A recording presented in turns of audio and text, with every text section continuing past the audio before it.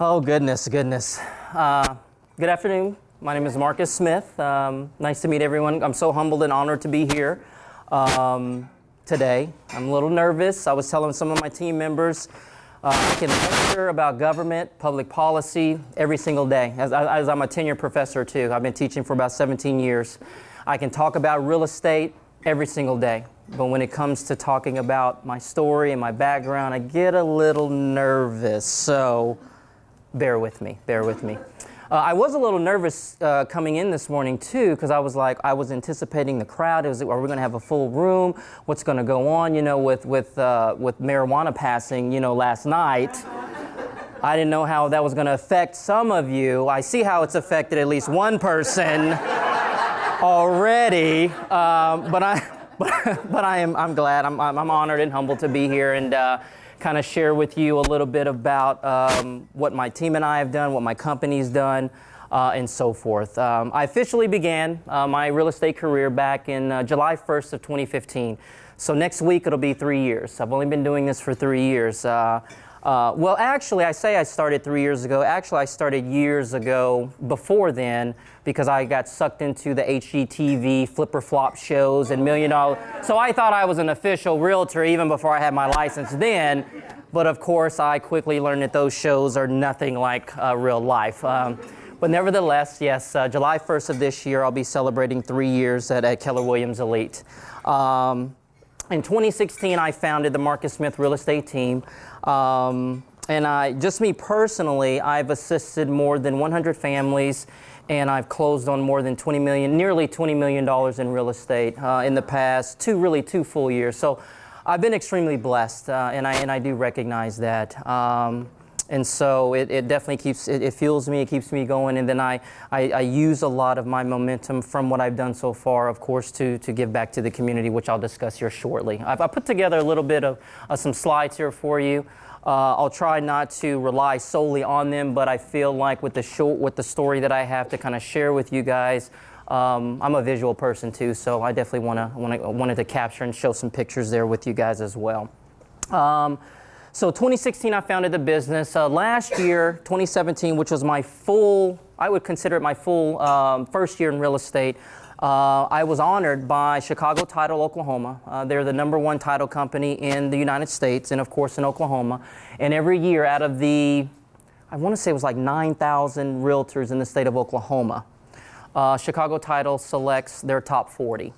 And I was honored enough to be selected as their top 40. Along, of course, I couldn't have done this without my team members here. So definitely humbled, definitely honored in all of the achievements that I've been able to take on so far. And we still have a long way to go. But even before my real estate career, I was definitely in the community. I would say going back 10, maybe 15 years ago, a little bit after I started teaching. I've worked closely with the foundation of Oklahoma City Public Schools. I worked with them for years and raising back-to-school supplies, copy paper.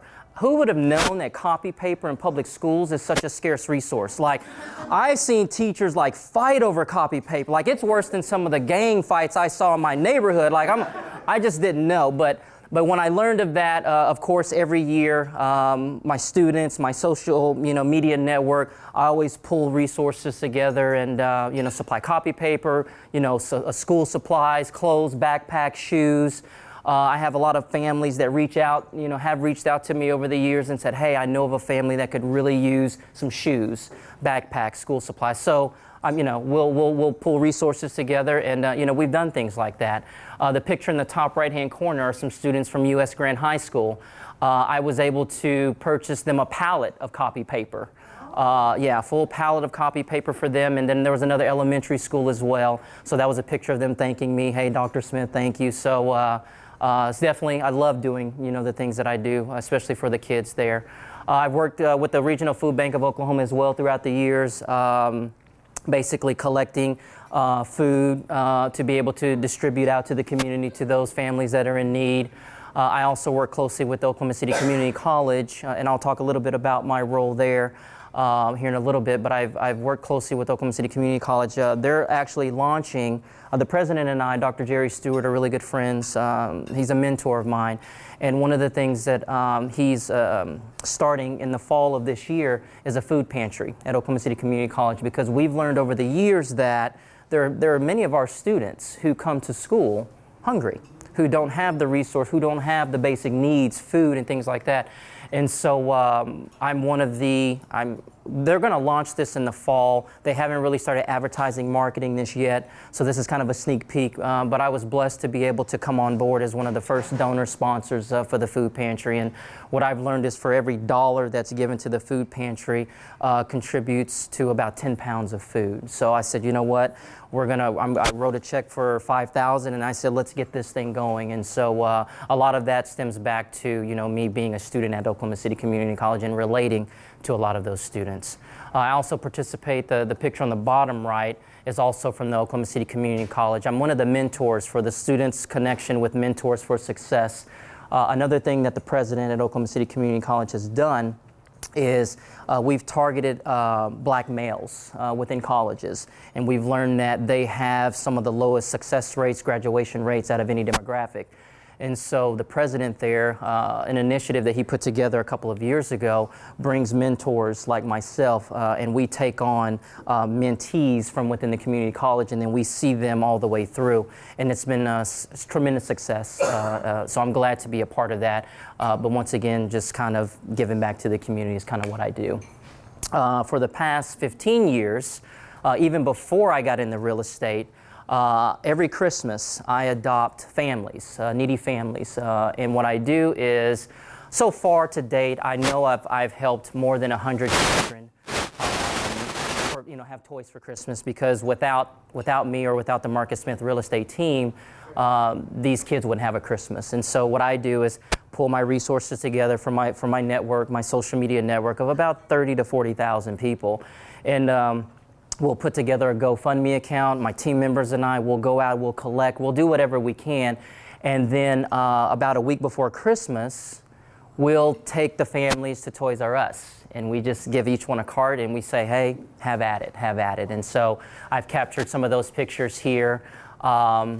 Definitely humbling experience to be able to provide for these families. And it's, and one of the good things is that I always have families over the years who will contact me, because what I always tell the parents, when we're at Toys R Us and we're paying for everything, and I said, Merry Christmas, have a blessed day, and they say, well, how can we ever repay you?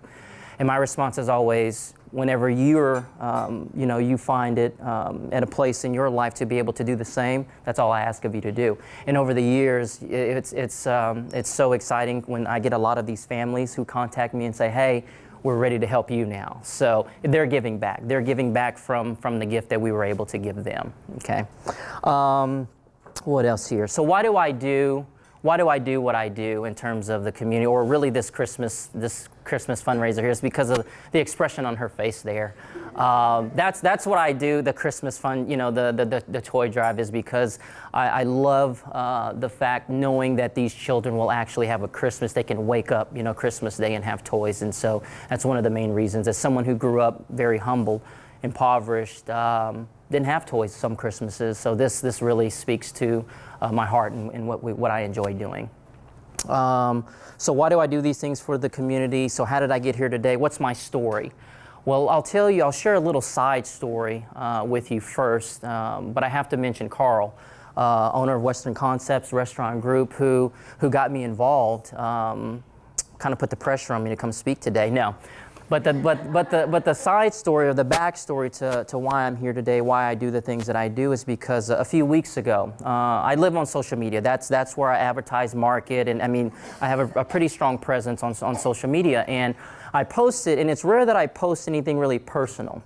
And but one day I said, you know what, I'm going to post this anyway. And I was coming out of a convenience store on Southside Oklahoma City. And as I was coming out, there appeared to be a homeless gentleman who was asking for money, people coming out asking for money. And I'm telling you, I am that person. If I've got money in my pocket, I will give to you. My wife even gets mad at me when we're at the corners at stoplights and I'm like, here, come get this. She's like, babe, you can't give every single person money, you know. And so it just so happened that day at the convenience store, I had no money. I had no pay, no change, nothing. And I said, you know, sir, I'm sorry. And he goes, must be nice growing up privileged. Because, you know, he saw me, you know, I got out of my BMW. I was in my suit and tie like I'm dressed now. And, you know, when he made that comment, and I started to walk away, and then I said, hold on. I said, first of all, I said, you don't know me. I said, you don't know what I've done, what I've been through. I said, so don't be quick to judge me unless you know my story. And I went on a little bit on social media and spreading that, and Carl contacted me, and he said, Markus, he goes, you have to share that. He goes, you have to share that story. And I'm as I mentioned before, I don't really like to talk about my upbringing.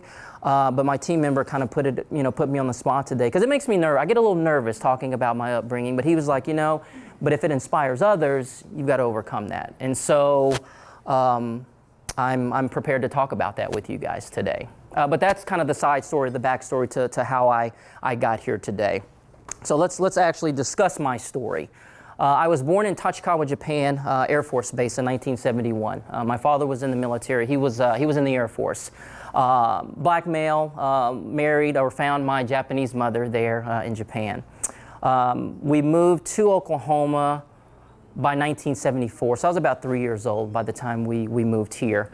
When we moved here to Oklahoma, as I mentioned before, I grew up extremely impoverished. We grew up on the northeast side of Oklahoma City, right over off of 2nd and Lincoln, 4th and Lottie. It's still rough areas today, so you can imagine how they were back in the late 70s, early 80s. During that time, too, gang violence was really bad in my neighborhood. The drug epidemic was really bad. Literally right across the street, maybe 20 feet away, was this apartment complex, which was a crack house. I mean, there were crack, you know, drugs being sold. Gangs were fighting, there were shootings. It was very uncommon for me. It was very common, I should say, for me to see dead bodies lying, you know, on the sidewalk or in a field, you know, a couple of houses down. But we endured. I mean, we endured that neighborhood. And on top of that, not only having to endure the poverty, but also enduring a lot of the racism that was going on, you know, being biracial, you know, half black, half Japanese. So we were always subjected to a lot of the racial, you know, pejoratives and the derogatory comments. And I remember, you know, my mother would always say, you know, because I would always ask her why, because I'm young, I didn't understand really. I was like, why are these people, you know, saying these things about us? And my little Japanese mother would always say, she goes, the people who are always making negative comments or trying to bring you down are afraid of the man that you will become and what you will achieve. And I'll never forget that. And that helped me kind of get through those times there. And like I said, it was rough. It was rough growing up in my neighborhood. Just, you know, these are some shots of houses there that are in my neighborhood right now. Not much has changed. Not much has changed from, you know, I've been in some of these houses that are still there, unfortunately. So not much has changed.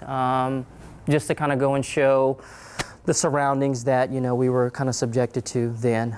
My family and I depended upon state assistance. We depended upon our church, family, and friends in the community for all types of support. And we were very fortunate. We definitely had a strong community to be able to kind of pull resources together for everyone. It was kind of like, you know, the community, we're all raising ourselves or raising each other, so to speak. And I'll never forget when I would say the lowest point that I remember, that I recall growing up, was when we ended up having to move in with my cousins, who were about 3 or 4 houses down. There were 9 of us. There were 9 of us in a 900 square foot home, 2 beds, 1 bath. And we endured that for about 3 or 4 years. And so during that time, my mother especially, my father worked too. I mean, he was a hard worker, but my mother especially, I remembered working 2 or 3 jobs, you know, trying to save up enough money to move us out of the northeast side of Oklahoma City, to move us out of those circumstances. Because as I was getting older, I was starting to drift and hang around more of the gangs that were there in the neighborhood, because the gangs for us were kind of like our second families, because we didn't know any better. At least for kids, we didn't know any better. You know, we'd have the drug dealers drive through the neighborhoods in their Mercedes or their BMWs and give us $1 here, $1 there, candy here. So we looked up to them. But that's all we knew. And so I started to kind of hang out with more and more of them. And so my mom was like, no, I'm going to do whatever it can, do whatever it takes to move us out of here. And so like I said, I remember her working 2-3 jobs at a time, trying to just save up enough money to get us out of there.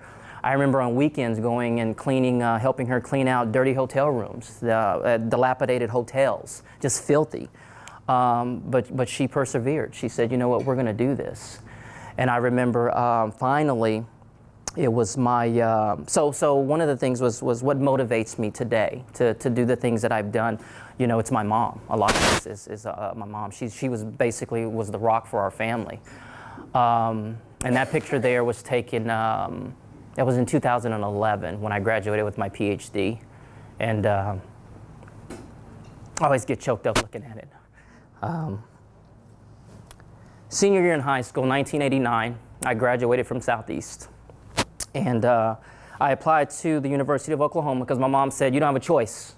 You're going to get a degree and you're going to get an education. Because education, she believed, she says, education will open doors and it will save lives. She goes, so you're going to OU. So I graduated high school, yeah. So she goes, you're going to OU.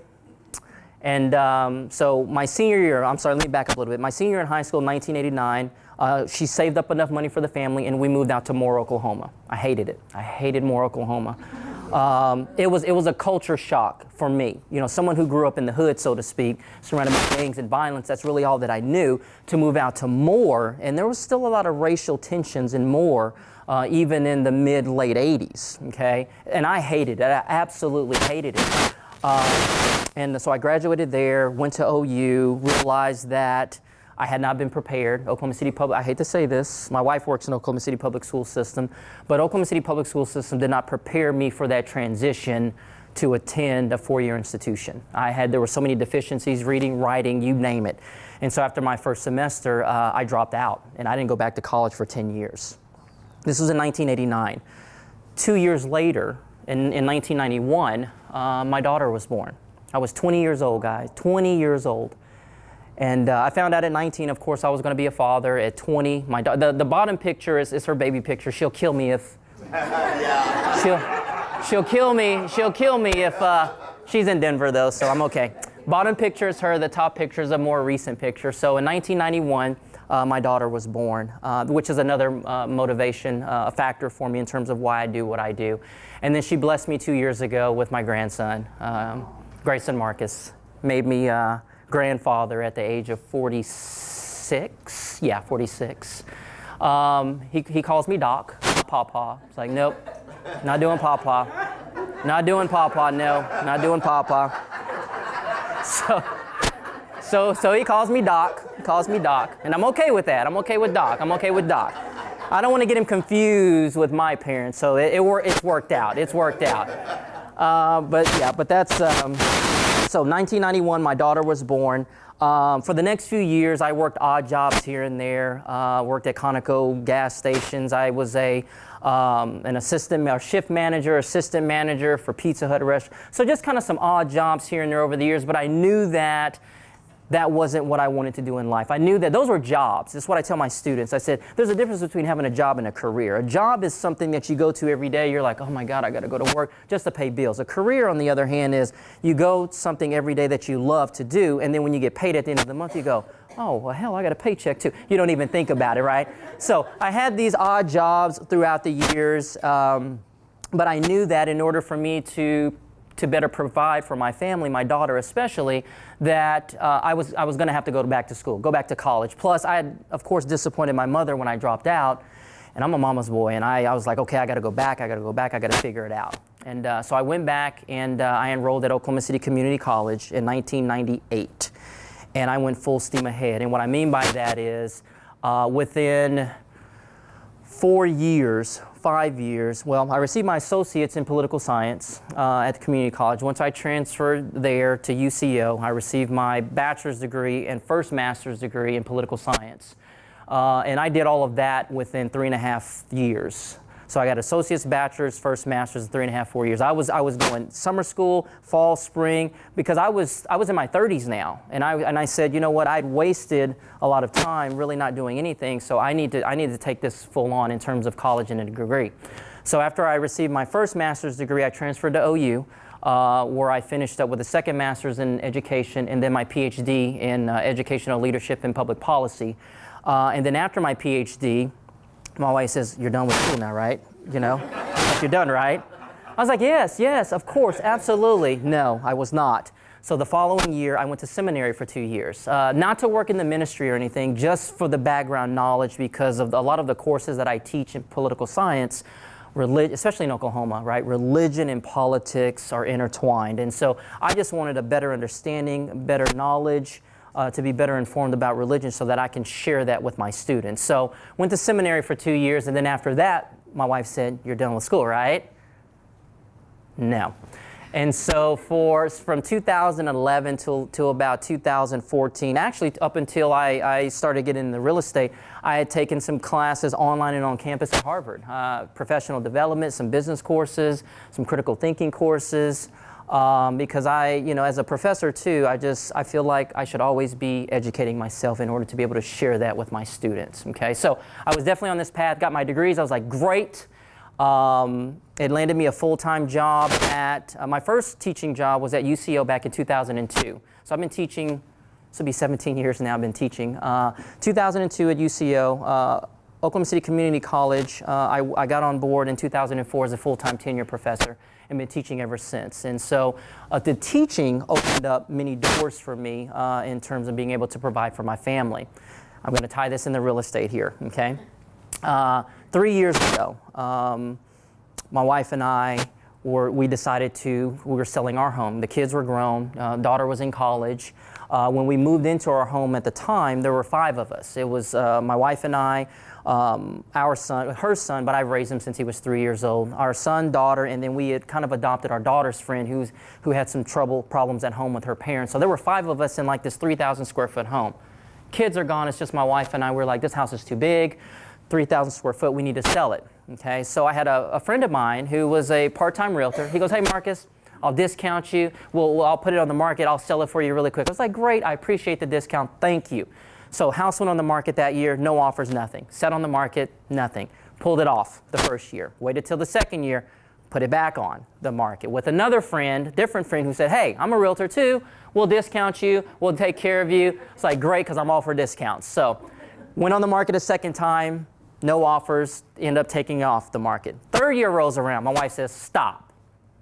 She goes, "I love your friends." She goes, "And I appreciate what they're trying to do, but we need to go with someone that's full-time, that does this full-time, that's what they do." And I said, "Okay, I'll call around, I'll figure it out." And our neighbor right across the street had put their house up for sale, and I knew him really well, and we were talking numbers, and I was like, there's no way you're gonna sell your house for that, right? 3 days later, sold sign. I said, "I'm calling that guy right there, the agent who was on the sign." I called him up, and this agent ended up being my mentor. But I called him up. He sold our house in 3 days. We moved into an investment property that we own. He sold that in 9 days. And he and I are having this discussion, and I'm like, how are you doing this? Like, I mean, I'm so just amazed and taken aback at what he's doing. And of course, at the same time, I've been watching those HGTV shows too, right? So I'm like, how are you doing this? And he looked at me dead in the face, and he goes, "You can do this, brother." He goes, "You have the network." He goes, "You have the personality." He goes, "Your network is bigger than mine is when I started, or even today." He goes, "You can do what I do." And I go, "Yes, I can. Yes, I can."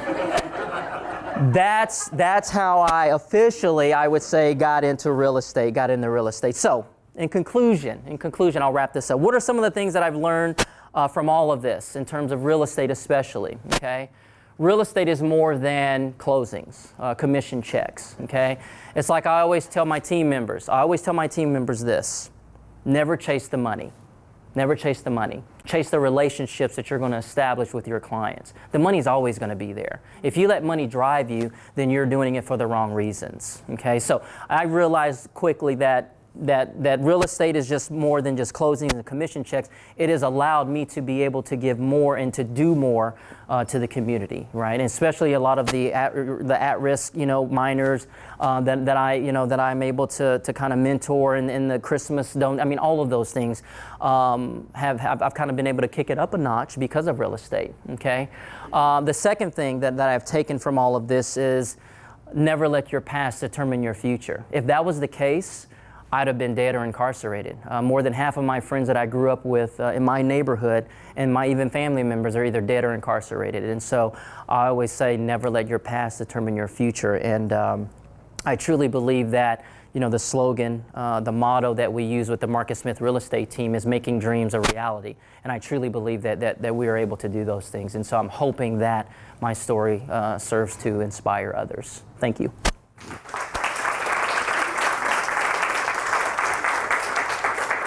Thank you, Mark.